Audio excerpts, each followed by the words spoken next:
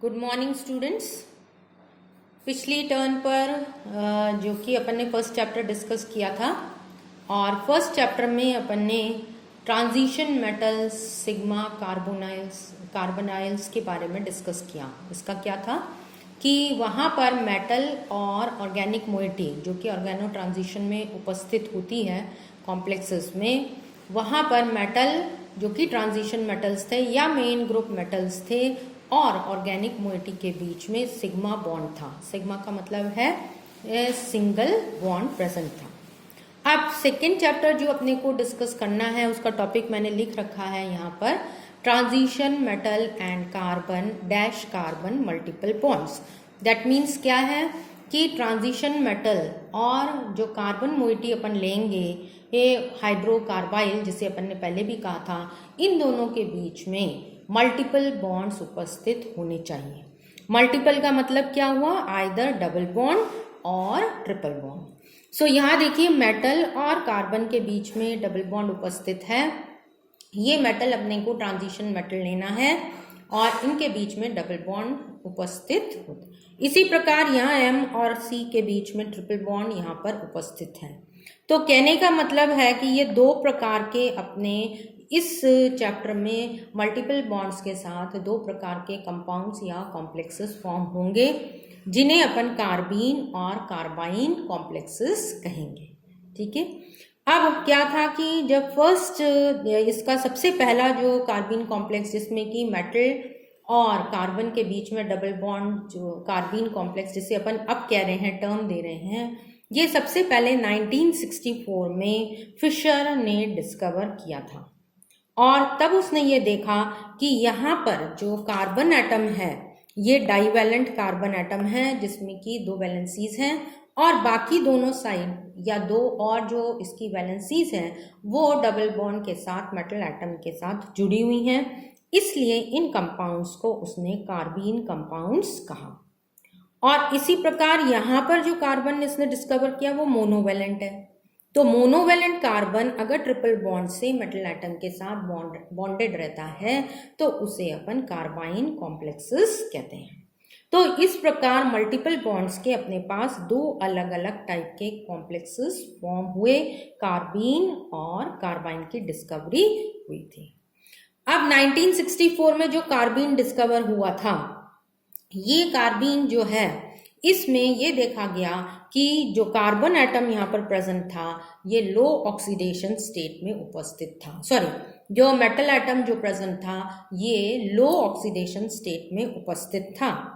और कार्बन जो यहाँ पर प्रेजेंट है इसमें दो हीट्रो एटम्स जुड़े हुए थे। मतलब क्या हुआ, ये कार्बन जो डाइवैलेंट था, यहाँ पर दोनों तरफ जैसे दो वैलेंसीज इसकी प्रेजेंट हैं, तो यहाँ पर दोनों तरफ हाइड्रोजन से भी ये सेटिस्फाइड हो सकती हैं या किसी और ग्रुप से भी सेटिस्फाइड हो सकती हैं। तो जो फिशर ने कार्बीन सबसे पहले जो बनाया था उसमें उसने ये देखा कि ये दोनों जो ग्रुप्स थे ये हीट्रो एटम्स द्वारा, हीट्रो एटम का मतलब कौन कौन से एटम हो सकते हैं, ऑक्सीजन, सल्फर या नाइट्रोजन। तो यहाँ पर कम से कम एक जो वैलेंसी थी वो हीट्रो एटम द्वारा संतुष्ट थी। जैसे यहाँ पर मैंने एग्जाम्पल बना रखा है M double bond C, double bond तो C, M double bond C मतलब मल्टीपल बॉन्ड आ गया।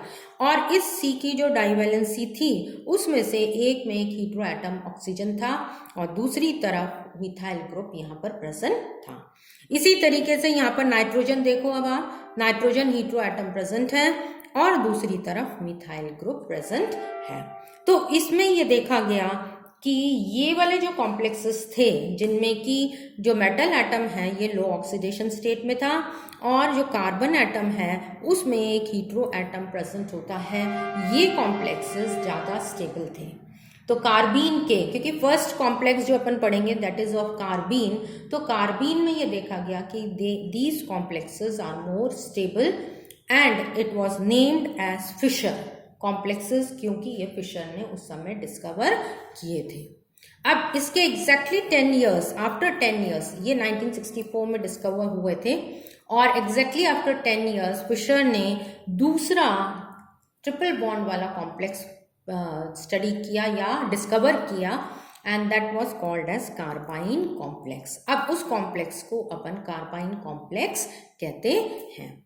तो अब अपने पास मल्टीपल बॉन्डेड के दो कॉम्प्लेक्सेस हैं, पहला कार्बीन और दूसरा कार्बाइन। कार्बीन में मेटल और कार्बन के बीच में डबल बॉन्ड है, कार्बाइन में मेटल और कार्बन के बीच में ट्रिपल बॉन्ड प्रेजेंट होता है। अब इनकी अगर अपन ये देखेंगे तो कार्बीन कॉम्प्लेक्सेस को भी अपन दो भागों में डिवाइड करते हैं। पहला, क्योंकि अपने को कार्बीन के बारे में स्टडी करनी है, तो ये कार्बीन कॉम्प्लेक्सेस जो हैं ये अपन दो भागों में डिवाइड करते हैं।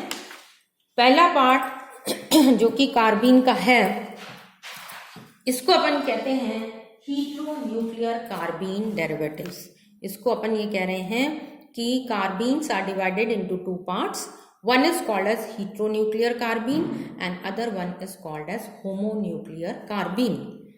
हीटेरोन्यूक्लियर कार्बीन, जैसे कि अभी अपन ने डिस्कस किया था, they have got general formula LNM, that means ligand जो मेटल एटम के साथ लिगेंड है उसमें अपने पास क्या है, बहुत सारी लिगेंड्स उपस्थित हो सकती हैं, इसलिए अपन ने N लिखा हुआ है।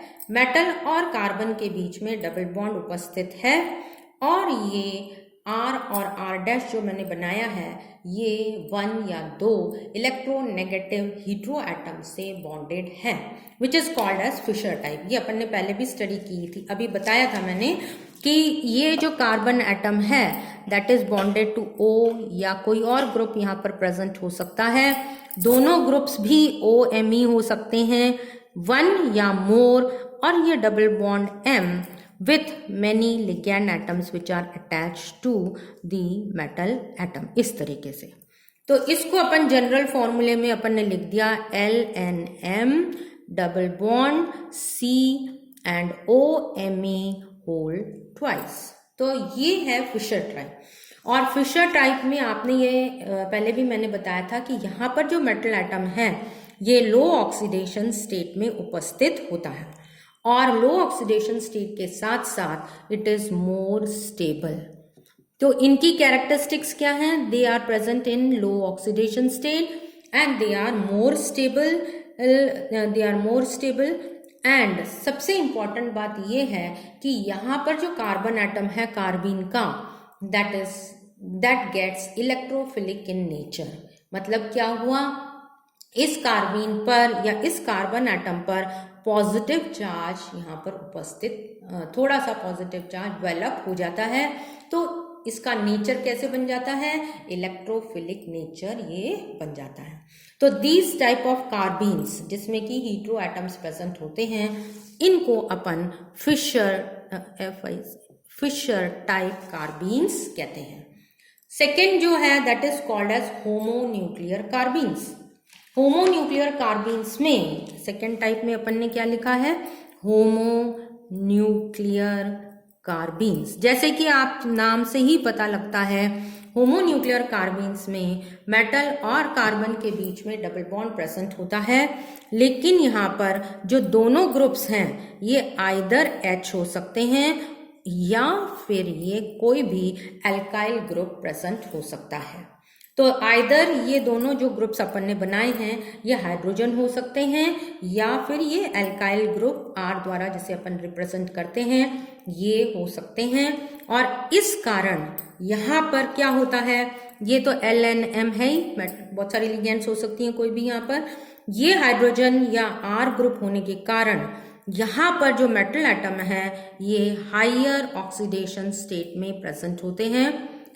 They are less stable as compared to the Fisher कार्बीन्स। और ये यहाँ पर कार्बन पर, यहाँ पर जैसे कि कार्बन पे अपन ने इलेक्ट्रोफिलिक नेचर बताया था, यहाँ पर अब कार्बन पर न्यूक्लियोफिलिक नेचर आ जाता है। तो ये जो मेन डिफरेंस है हीटेरो में और होमो में, और इसलिए इस वाले कार्बीन का जो नाम दिया जाता है that is called as Schrock carbene. Schrock carbene क्योंकि इसका डिस्कवरी जो है वो श्रॉक ने करी थी, इस कार्बीन की डिस्कवरी फिशर ने करी थी, तो that's why this is called as Schrock carbene and this is called as Fischer carbene. तो अल्टीमेटली अगर अपन कार्बीन्स देखें तो अपने पास दो प्रकार के कार्बीन्स होते हैं। सबसे पहले कार्बीन्स क्या है, मेटल और कार्बन के बीच में double bond. Because carbon is divalent तो दो वैलेंसीज इसकी फ्री होती हैं। अगर इन दोनों वैलेंसीज पर हाइड्रोजन या अल्काइल ग्रुप प्रेजेंट है तो इसे अपन होमोन्यूक्लियर कार्बीन कहेंगे। अगर इन दोनों पर हीट्रो एटम या कोई और ग्रुप इस तरीके का इलेक्ट्रोनेगेटिव ग्रुप जिसे अपन कहते हैं, या क्लोरीन भी, क्लोराइड भी हो सकता है, ब्रोमाइड भी हो सकता है, जो भी इलेक्ट्रोनेगेटिव ग्रुप यहाँ पर अगर प्रेजेंट है, that means that is called as Fischer Tropsch carbene. तो फिशर-ट्रॉफ कार्बीन में मेटल लो ऑक्सीडेशन स्टेट में होता है और ज़्यादा स्टेबल होते हैं, कार्बन पर इलेक्ट्रोफिलिक नेचर होता है। श्रॉफ वाले में क्या होगा, कार्बन ये जो मेटल एटम है सॉरी, ये हायर ऑक्सीडेशन स्टेट में प्रेजेंट होता है और कार्बन पर न्यूक्लियोफिलिक नेचर डेवलप हो जाता है और they are less stable as compare to the Fischer Tropsch carbene. So this is the, ये जो है ये इनके मेन डिफरेंसेस होते हैं। अब ये वाले जो एग्जाम्पल्स, कुछ अपने को एग्जाम्पल्स करने हैं, या मैं इनके एग्जाम्पल्स थोड़े से आपको बता देती हूँ कि फिशर-ट्रॉफ और श्रॉफ वाले कार्बीन्स कौन कौन से हो सकते हैं। तो जनरली अपन इनको कैसे लिखते हैं, this is X and this is Y. अगर ये X and Y, if X and Y are heteroatom या electronegative atom, if X and Y electronegative atom are present, then it is called as Fisher carbenes। और यदि ये वाले इस तरीके से न्यूक्लियर, मतलब जैसे कि मैंने अभी आपको बताया था H या R प्रेजेंट है, तब इसको अपन कौन से कहेंगे, श्रॉफ टाइप ऑफ कार्बीन्स कहेंगे। यहाँ पर मेटल की वैलेंसी हाई मेटल की ऑक्सीडेशन स्टेट हाई ऑक्सीडेशन, यहाँ पर metal is in low oxidation state. For example अपन एक एग्जाम्पल लेते हैं, CO5W tungsten with carbene, here we are going to have OMe and PH। अब इस केस में जो टंगस्टन है या ये W जो अपन लिख रहे हैं, मेटल एटम जो है ये 1 ऑक्सीडेशन स्टेट में प्रेजेंट होता है, फर्स्ट ऑक्सीडेशन स्टेट में प्रेजेंट है। जैसे CO कैसे निकालेंगे ऑक्सीडेशन स्टेट, CO 0, CO का ऑक्सीडेशन मतलब क्या होता है, कोई भी चार्ज नहीं है इसलिए 0। फिनाइल का क्या होता है 0, OMe पे -1 और ये -1 होने के कारण यहाँ पर ये 1 ऑक्सीडेशन स्टेट में प्रेजेंट होता है। ठीक है, अब इसका अगर अपन दूसरे इसमें फाइंड आउट करते हैं तो जो दूसरा एग्जाम्पल इसमें श्रॉक वाले में ये है टेंटेलियम और CH2CMe3 whole thrice and CH and butyl. ठीक है, अब ये वाला अगर स्ट्रक्चर अपन बनाएंगे तो this is tantalum and it has got 3, ये वाला ग्रुप जो पूरा है दैट इज CH2CMe3, यहाँ पर भी CH2CMe3, CH2CMe3, this one with double bond C and one is H and this is butyl carbon atom. तो यहाँ पर अगर अपन देखते हैं तो 1 2 3 and this one which is 4 and 5, क्योंकि यह टर्शरी ब्यूटाइल है तो टर्शरी ब्यूटाइल में आपको पता है C के 2 होंगे, तो यहाँ पर जो टेंटेलियम है that is present in the 5 oxidation state. तो इसलिए यहाँ पर जो मेटल एटम है ये हायर ऑक्सीडेशन स्टेट में होता है, यहाँ पर जो मेटल एटम है ये लो ऑक्सीडेशन स्टेट में यहाँ पर प्रेजेंट होते हैं। तो श्रॉफ वाले जो हैं they are less stable as compare to that of the Fischer carbenes की कंपैरिजन में श्रॉफ कम स्टेबल होते हैं।